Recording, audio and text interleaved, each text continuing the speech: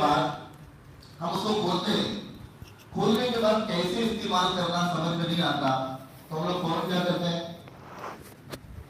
ہم لوگ فوراً اس کو لے کر تحقیق کرتے ہیں کیسے استعمال کرنا، کیا کرنا. ہم لوگ کمپنی سے کانٹیکٹ کرتے ہیں. دنیاوی چیزوں کی قدر تو اتنی ہے، 500 روپے کی چیز بھی ہمارے پاس آ رہی ہے، ہم اس کے استعمال کا طریقہ فوراً سیکھ کر رہے ہیں، کہیں یہ 500,000 کی چیز خراب نہ ہو جائے، ہے نا. ذرا ہم لوگ اسی طرح اللہ تعالیٰ کے فرض کردہ ایک ایک عمل پر دیکھیں کہ اللہ تعالیٰ نے ایک ایک فرض کی قیمت کیا ہے، اور اللہ تعالیٰ نے جو ہمارے اوپر احکامات فرض کیے ہیں اس کی اہمیت کیا ہے. کیا ہم لوگوں نے احکام کو، فرائض کو اللہ تعالیٰ نے جو ہم پر فرض کیے، کیا ان چھوٹے چلر اور بالکل کم حقیر چیزوں سے بھی کم سمجھا؟ ایک پارسل آ رہا ہے، اس کے بارے میں ہم لوگ فکر مند ہو کر اس کے استعمال کا طریقہ سیکھ رہے ہیں، اور سیکھ کر جو ہے اس کی قدر کر رہے ہیں، اس کو اپنے پاس رکھ رہے ہیں. لیکن اللہ تعالیٰ نے جو ہمارے اوپر احکام فرض کیے اس کے بارے میں میں اور آپ کیا فکر کر رہے ہیں؟ یہ ہماری سب سے بڑی کوتاہی. میں اپنی کوتاہی سمجھوں، آپ اپنی کوتاہی سمجھو.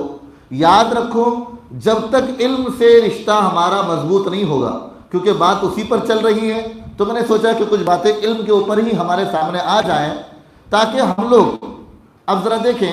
کچھ خاص لوگ ہوا کرتے ہیں اللہ تعالیٰ کے. میں نے کل بھی بتایا تھا، اللہ تعالیٰ اپنے خاص بندوں کو خاص اپنی رحمتیں، اپنی نعمتیں، اپنے برکات عطا کرتے رہتے ہیں، عطا کرنے کے اسباب بھی مہیا کرتے رہتے ہیں. تو سمجھو یہ ہمارا یہاں پر آنا بیٹھنا یہ اللہ کی محبت کی دلیل ہے. جب ہم اللہ کے خاص بندوں میں ہمارا شمار ہے، تو بتاؤ جب خاص بندے ہی علم کو اپنے اندر لینے کی فکر نہ کریں تو اب دوسرے کیا کریں گے؟ وہ لوگ کیا کریں گے جو بہت دور ہیں اور ان کو موقع نہیں مل رہے جو ہم کو مل رہے ہیں. بار بار اللہ والوں کی صحبت میں بیٹھنا، بار بار دینی مجلسوں میں جانا، بار بار جو دوڑ کر آنا، پھر بھی اپنی زندگیوں میں علم کو لانے کی فکر نہیں کرنا. تو مجھے تو ایسا لگتا ہے کہیں ہم لوگوں کو شیطان ایک بڑے دھوکے میں رکھ دیا. بس صحبت میں بیٹھو، جاؤ، اب کافی ہو گیا، تم کو نجات مل گئی. میں آپ کو ایک بات بتاؤں، حضرت عمر رضی اللہ تعالیٰ عنہ کے پاس ایک آدمی آیا اور آ کر اس نے کسی چیز کا دعویٰ کر دیا. تو حضرت عمر رضی اللہ تعالیٰ عنہ نے کہا کہ تمہارے پاس گواہ ہے؟ تمہارے پاس گواہ ہے؟ تو اس نے کہا کہ ہاں میرے پاس 2 گواہ ہے. تو عمر رضی اللہ تعالیٰ عنہ نے پوچھا کہ وہ گواہ کون ہے، ذرا بتاؤ تو صحیح کہ وہ کون گواہ ہے. تو بتایا کہ ایک تو یہ ہے. تو حضرت عمر رضی اللہ تعالیٰ عنہ نے کہا کہ ہاں میں اس کو پہچانتا ہوں، میں اس کو پہچانتا ہوں. لوگوں نے بھی کہا کہ ہاں ہم اس کو پہچانتے ہیں. کہا کہ اور ایک گواہ پیش کرو، اور ایک گواہ.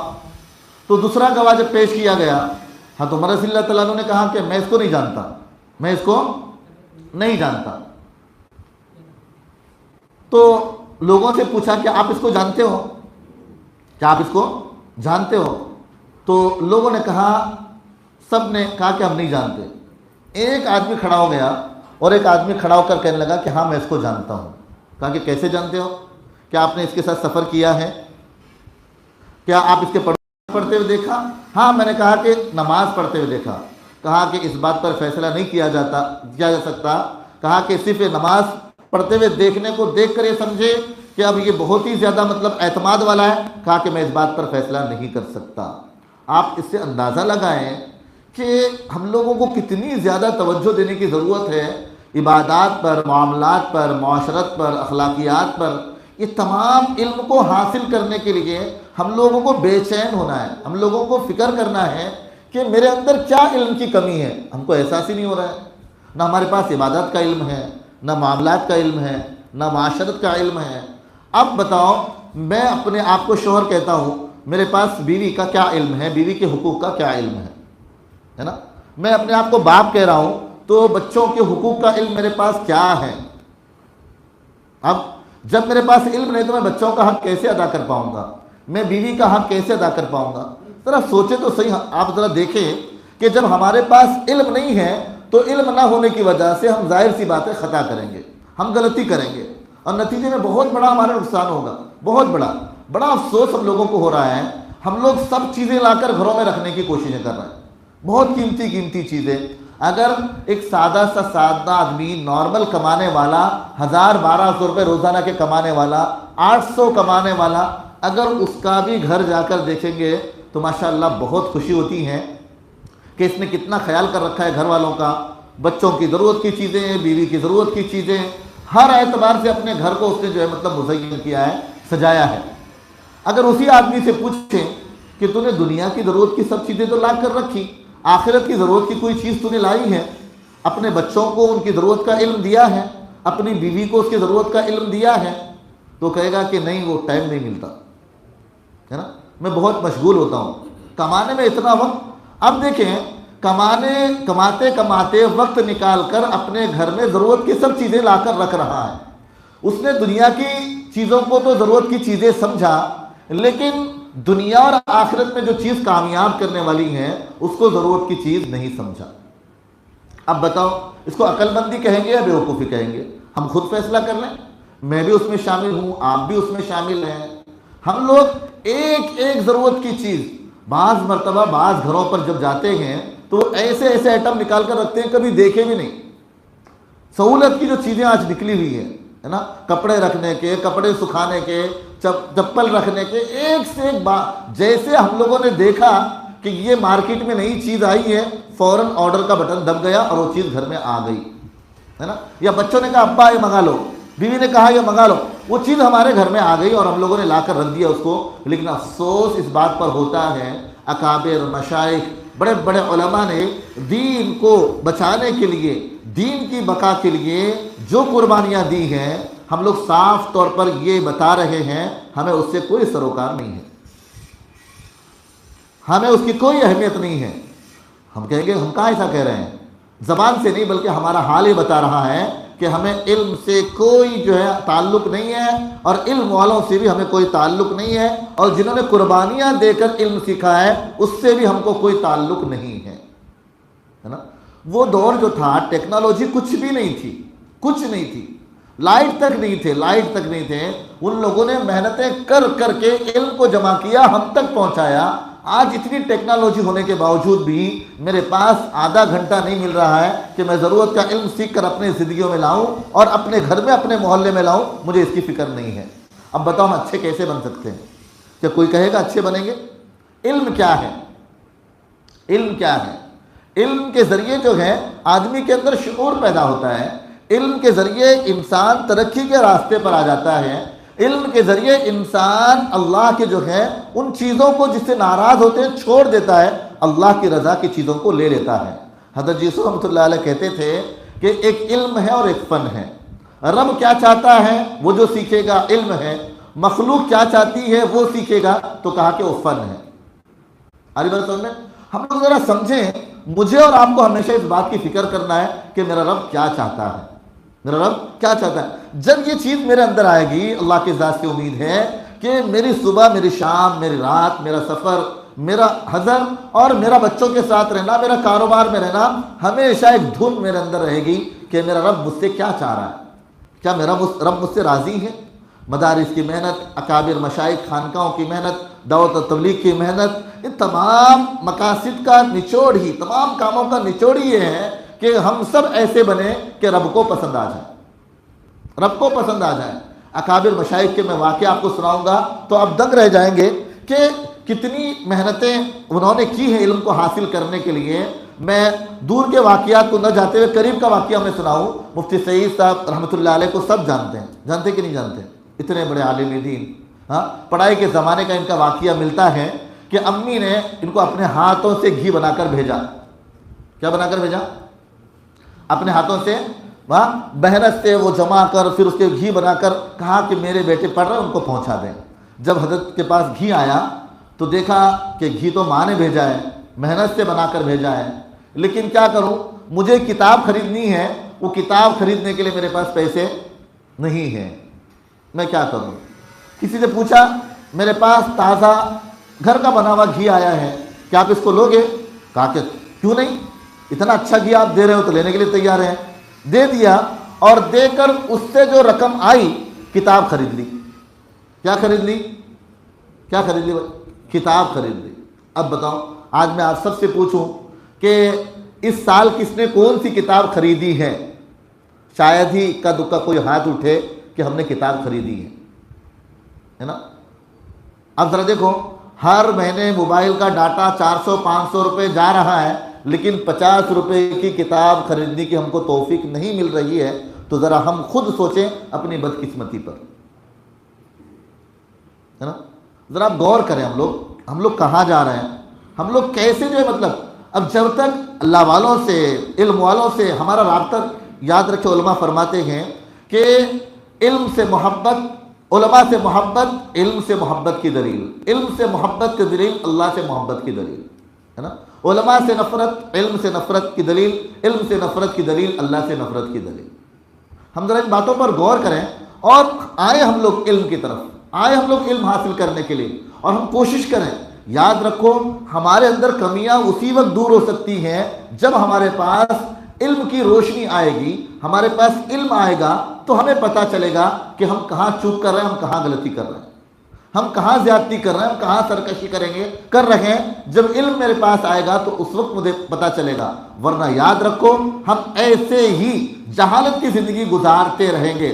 آج اگر میں بات کہوں تو غلط نہ ہوگی، بہت سارے ہم لوگ خود جو ہے ہمارا تعلق اللہ والوں سے، ہمارا تعلق دعوت تبلیغ سے، ہمارا تعلق علم سے، لیکن ہم سے وہ غلطیاں ہو رہی ہے علم کے نہ ہونے کی بنا پر.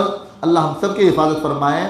بہت ساری غلطیاں ایسی ہو رہی ہے کہ ہم جانے انجانے میں حرام کاموں میں ملوث ہو چکے ہیں. پتہ تک ہم لوگوں کو نہیں چل رہا ہے، پتہ تک نہیں چل رہا ہے. کئی سارے میں چیزیں آپ لوگوں کو بتاؤں بزنس کے معاملے میں، اور جو ہے ایسے جو نئے جو اسکیم آئے ہیں، سسٹم آئے ہیں، اکثر علم والے تحقیق جو ہے مطلب علم والوں سے جا کر تحقیق نہیں کرتے، اس میں شامل ہو جاتے ہیں اور کہتے ہیں اچھا خاصا میرا انکم ہو رہا ہے. لیکن انہوں نے علماء سے تحقیق کرنے کی ضرورت ہی محسوس نہیں کی کہ میں ذرا دیکھوں تو صحیح کہ جہاں سے میں پیسے کما رہا ہوں وہ طریقہ کیا ہے، کیا وہ حلال ہے. لیکن ہمیں بالکل اس بات پر جو ہے صرف پیسے آنے دو. ہم تو اللہ والوں کی مجلسوں میں جا رہے ہیں، ہے نا. ہم تو جو ہے بالکل ہمارا بالکل لباس چینج ہے، اور بالکل یہ ایک حلیہ بنا کر ہم اپنے آپ کو سمجھ رہے ہیں کہ بس ہم لوگ تو بس بالکل کامل ہو چکے ہیں. اللہ ہم سب کو صحیح سمجھ دے. اکابر علماء نے، مشائخ نے بڑی قربانیاں دی ہے. سید ابن المسیب رحمۃ اللہ علیہ فرماتے ہیں ایک ایک حدیث کو حاصل کرنے کے لیے میں 3 دن کا سفر کرتا تھا. کتنے دن کا آپ اندازہ لگائیں. ایک حدیث کو سیکھنے کے لیے کتنے دن کا سفر ہو رہا ہے؟ 3 دن کا. آج ہمارے 3 مصلح کا سفر نہیں ہو رہا ہے. کتنے مصلح کا؟ 3 مصلح کا سفر نہیں ہو رہا ہے. میں تیسرے صف میں ہوں، دوسرے صف میں ہوں، پہلے صف میں ہوں، وہاں سے اٹھ کر آ کر امام صاحب کے پاس بیٹھ کر ایک مسئلہ معلوم کرنے کی جو مجھے توفیق نہیں ہو رہی. آپ ذرا غور کریں. وہاں تو جو ہے علم کو سیکھنے کے لیے، ایک حدیث کو سیکھنے کے لیے 3 دن کے سفر ہو رہے ہیں، اور یہاں پر کیا ہے کہ مسلح چھوڑ کر اٹھ کر آنا نہیں ہو رہا ہے. اب بتاؤ اس کو کیا کہیں گے؟ خوش قسمتی کہہ سکتے ہیں؟ سعادت کہہ سکتے ہیں؟ کیا محرومی کہیں گے؟ کیا بدقسمتی کہیں گے؟ ہر کوئی اپنا جائزہ لے لے. ہمارا حال یہ ہو چکا ہے اب تک ہم لوگوں کو نمازوں کا صحیح علم تک نہیں ہے. خود جو ہے ہمارے تبلیغ کے اکابرین میں سے جو بہت بڑے اللہ والے تھے اور اللہ تعالیٰ سے ان کا گہرا تعلق اور بہت زیادہ، حضرت پروفیسر نادر علی صاحب رحمۃ اللہ علیہ، اللہ کے بہت بڑے ولی، اللہ نے بہت زبردست اپنا تعلق انہیں عطا کیا تھا. تو کہتے ہیں کہ ایک مرتبہ میں نے حضرت شیخ زکریا رحمۃ اللہ علیہ سے کہا کہ حضرت ذرا میں آپ سے بات کرنا چاہتا ہوں. کہ کیا بات ہے؟ کہا کہ حضرت میں اپنی نماز دکھانا چاہتا ہوں آپ کو کہ میری نماز کیسی ہے، میری نماز کیسی ہے. ذرا آپ وقت نکال کر تھوڑا سا میری نماز اگر دیکھ لیں تو بڑا فائدہ ہوگا. کہا کہ آج تو مشغول ہوں، کل آئیں، کل عصر کے بعد ہم لوگ فلانی جگہ پر ملیں گے. تو حضرت بہت خوش ہو گئے. پھر دوسرے دن وقت نکال کر عصر کے بعد حضرت کے پاس گئے، شیخ زکریا رحمۃ اللہ علیہ کے پاس. کہا کہ چلو پڑھ کر دکھاؤ 2 رکعت نماز. اب ذرا اندازہ لگاؤ ایک اتنے بڑے اللہ والے کے سامنے، اور بہت ہی زیادہ جو ہے جب ٹائم لے کر آئے ہیں تو نماز پڑھ کر دکھانے کی تیاری کتنی کی ہوں گے، اندازہ لگا سکتے ہیں، ہے نا. جبکہ وقت دیا گیا اور بتایا گیا کہ اس ٹائم میں تمہاری نماز دیکھی جائے گی، اور پھر اس کے بعد جب دکھانے والے کو کتنی فکر ہوگی اور کتنی تیاری کے ساتھ گئے ہوں گے، اور ظاہر سی بات ہے ایک ملک کے اور پورے دنیا کے ایک بڑے اللہ والے کے سامنے مجھے جو ہے نماز پڑھ کر دکھانا ہے، تو کتنی تیاری کے ساتھ گئے ہوں گے۔ جب نماز پوری ہوئی تو ہم لوگوں نے کتابوں میں پڑھا کہ شیخ زکریا رحمۃ اللہ علیہ نے کہا کہ نادر ابھی بھی تمہارے نماز میں تقریباً 300 کے قریب غلطیاں ہیں۔ کتنے؟ اب اندازہ لگائیں آپ لوگ کہ اب میرا اور آپ کا حال کیا ہوگا۔ کیا کبھی ہم لوگوں نے فکر کی اس اعتبار سے؟ تو یہ ذرا ہم لوگ غور کریں۔ سب سے زیادہ مجھے جو ہے، میں اس اعتبار سے بڑی کوتاہی کرتا ہوں، اور بہت زیادہ میں اس اعتبار سے میں اپنے آپ کو دیکھوں تو مجھے پتہ چلتا ہے کہ بہت زیادہ میں علم کے اعتبار سے کوتاہی کر رہا ہوں، جو بہت بڑی کوتاہی ہے، بہت بڑی کوتاہی، اور جو بہت ساری چیزوں کے لیے رکاوٹ بنی ہوئی ہے، بہت ساری چیزوں کے لیے، اللہ سے قرب کے لیے رکاوٹ بنی ہوئی ہے، اللہ والوں سے فیض اٹھانے کے لیے رکاوٹ بنی ہوئی ہے، حلال چیزوں پر کو استعمال کرنے کے لیے رکاوٹ بنی ہے، بہت ساری چیزوں سے رکاوٹ بنی ہے، صرف علم کو حاصل نہ کرنا ہے نا۔ میں آپ کو وقت نہیں ہے، مجھے جتنا ٹائم دیا گیا تھا ہو گیا، مختصر ایک واقعہ بتا کر میں اپنی بات ختم کرتا ہوں۔ کہا کہ اکابر مشائخ نے یہاں تک جو سفر کیا ہے، بقی ابن مخلد بہت بڑے عالم ہیں، بہت بڑے جو ہیں علم والے، اور بہت علماء کے جو ہیں مطلب پورے کے پورے صفوں میں ان کا ایک بڑا مقام ہے۔ کہتے ہیں یہ سفر کر کے بغداد آئے۔ بغداد جب آنے کے بعد ان کا مقصد کوئی تجارت یا کوئی دوسری چیز نہیں تھی، ان کا مقصد تھا صرف میں علم حاصل کروں۔ کیا حاصل کروں؟ علم حاصل کروں۔ اور کس کے پاس علم حاصل کروں؟ امام احمد بن حنبل رحمۃ اللہ علیہ کے پاس علم حاصل کروں۔ جب یہ جیسے ہی بغداد پہنچے ہیں، پتہ چلا کہ اس وقت جو ہے امام احمد بن حنبل بڑے حالات میں ہیں، ان سے کوئی مل نہیں سکتا، ان سے کوئی براہ راست جو ہے مطلب فائدہ نہیں اٹھا سکتا۔ بڑے پریشان ہو گئے کہ میں اتنا لمبا سفر کیا اور اتنا لمبا سفر کر کے آیا، اب یہاں پر حکومت نے ایسا حال کر رکھا ہے کہ میں حضرت سے ملاقات نہیں کر سکتا، میں امام صاحب سے علم حاصل نہیں کر سکتا۔ بڑے پریشان ہوئے، اور قریب کے جو ہے ایک علم کے حلقے میں جہاں یحییٰ ابن معین رحمہ اللہ جو ہے تدریس جو ہے درس و تدریس کا کام انجام دے رہے تھے، اور بہت سارے لوگ ان کے حلقے میں بیٹھے ہوئے تھے، جا کر پوچھا میں آپ کو امام احمد بن حنبل کے بارے میں پوچھتا ہوں، مجھے بتاؤ ان کا کیا حال ہے۔ کہا کہ ان کے بارے میں کون کیا کہہ سکتا ہے، وہ تو ایسی جو ہے اللہ کی ایک دلیل اور ایک ایسی شخصیت ہے جن کا مقام بہت بڑا ہے۔ میں نے سوچا کہ اتنی بڑی شخصیت کے ساتھ ایسا حال ہے، اور اب کیا کیا جائے؟ تو پھر گھر معلوم کیا، گھر معلوم کر کے جو ہے وہاں پر پہنچ کر اندر داخل ہوئے، اور اندر داخل ہو کر فوراً کہا کہ میں ایک لمبا سفر کر کے مشرق سے مغرب کا سفر کر کے آپ کے پاس آیا ہوں علم کو حاصل کرنے کے لیے، لیکن آنے کے بعد پتہ چلا کہ آپ سے ملنا بہت پابندی کے ساتھ منع کیا گیا ہے، سختی کے ساتھ جو ہے منع کیا گیا ہے، اس پر پابندی عائد کی گئی ہے۔ اب بتائیں میں کیا کروں، میں اتنا لمبا سفر کوئی غرض نہیں ہے۔ کہنے لگے کہ آپ نے سفر تو بہت عمدہ نیت سے کیا ہے، لیکن حالات اس وقت سازگار نہیں ہیں، آپ کو بھی تکلیف ہوگی، مجھے بھی تکلیف ہوگی، اب کچھ کیا کریں؟ تو کہا کہ حضرت بس آپ تیار ہو جائیں، میں کوئی ایسی شکل اختیار کرتا ہوں، وہ شکل اختیار کر کے میں آپ کے پاس آؤں گا، اور آپ مجھے جو ہے اسی بہانے سے ایک حدیث دو حدیث جو ہے وہ سنایا کرنا، اور میں وہ حدیثیں لے کر جایا کروں گا۔ کہا کہ کون سی حیت میں آپ آؤ گے؟ کہا کہ میں روز آپ کے پاس فقیر کے انداز میں آؤں گا، سائل کے انداز میں آؤں گا، بھکاری کے انداز میں آؤں گا، اور میں ندا لگاؤں گا، آپ آئیں اور دینے کے بہانے سے مجھے کچھ سنا دیں، فوراً میں اس کو نوٹ کر کے نکل جاؤں گا۔ کہا کہ روزانہ میرا یہی حال رہے گا۔ آپ اندازہ لگائیں، یہ روز آتے اور آ کر گھر کے پاس آواز لگاتے، اللہ آپ کو خوب دے، جو اس وقت وہاں کی ندا لگانے کا آواز تھی، تو اس اعتبار سے وہ ندا جو ہے وہاں پر آ کر لگاتے۔ کہا کہ اللہ آپ کو خوب دے، تو فوراً امام احمد بن حنبل آتے اور آ کر ایک دو حدیث جو ہے ان کو سناتے۔ یہ اپنے جو ہے بالکل پرانے کپڑے اور سر پر جو ہے فقیروں کا جو ہے جیسے باندھنے والا کپڑا، اور اسی طرح جھولی لٹکائے ہوئے، وہ جو انداز اس وقت کا ہوگا اس اعتبار سے آ کر جو ہے سوال کرتے اور حدیثیں لے کر جاتے۔ اب اندازہ لگاؤ کہ ہم لوگوں کو اچھی حالت میں بیٹھ کر جا کر وقت نکال کر علم حاصل کرنا ہمارے نہیں ہو رہا ہے۔ ہمارے اکابر مشائخ نے علم کو بچانے کے لیے، علم کو ہم تک پہنچانے کے لیے، انہوں نے جو ہے فقیروں کا لباس بھی اختیار کیا، بھکاری بھی بن کر جو علم سیکھ کر جو ہے ہم تک پہنچائے۔ لیکن کل کو قیامت کی روح ہم سے پوچھیں گے تو ہم کیا جواب دیں گے؟ کیا ہمارے پاس کوئی جواب ہوگا؟ ہم کیا جواب دے سکتے ہیں؟ کیا شرمندگی سے ہمیں منہ نہیں جھکانا پڑے گا، ہمارا چہرہ نہیں جھکانا پڑے گا ہم لوگوں کو کہ ہم لوگوں نے علم کو زندہ کرنے کے لیے اتنی قربانیاں دی اور ہم لوگوں نے آپ تک علم پہنچایا تو آپ نے کیا کیا؟ اللہ ہم سب کو صحیح سمجھ دے۔ بس ایک پیغام، ایک میسیج آپ کو میں دینا چاہتا ہوں، ہم جہاں بھی رہیں ہم ایک اپنے اندر دھن پیدا کریں اور ایک فکر ہمارے اندر پیدا کریں کہ مجھے علم سیکھنا ہے اور علم کو زندہ کرنا ہے، علم سیکھنا ہے، علم کو زندہ کرنا ہے۔ ہر کوئی ایک فکر لے لے آپ لوگ اپنے اندر، کہا کہ مجھے کسی نہ کسی اعتبار سے علم کو سیکھنا ہے اور میرے محلے کے امام سے، ہمارے جو مولانا سے، مجھے جو دوسروں کو بھی علم سکھانے کا کوئی نہ کوئی نظام بنانا ہے۔ ہم اتنے سارے لوگ جو بیٹھے ہوئے ہیں، اگر ہم سب فکر کر لیں، اللہ کے ذات سے امید ہے انشاءاللہ ہمارے خود کے علاقے میں دین زندہ ہوگا، ہمارے علاقے میں جو ہے ایک علمی ماحول قائم ہوگا، پھر ایسا معاشرہ بنے گا کہ پھر ہمارے لوگ ہر اعتبار سے چوکنا ہوں گے، کیا حلال کیا حرام اور کیا جائز کیا ناجائز، ہر چیزوں سے چوکنا ہو جائیں گے۔ تو ایک بہت بڑا کام اور ایک بہت بڑی خدمت ہمارے ذریعے ہو سکتی ہے اگر میں اور آپ فکر کریں۔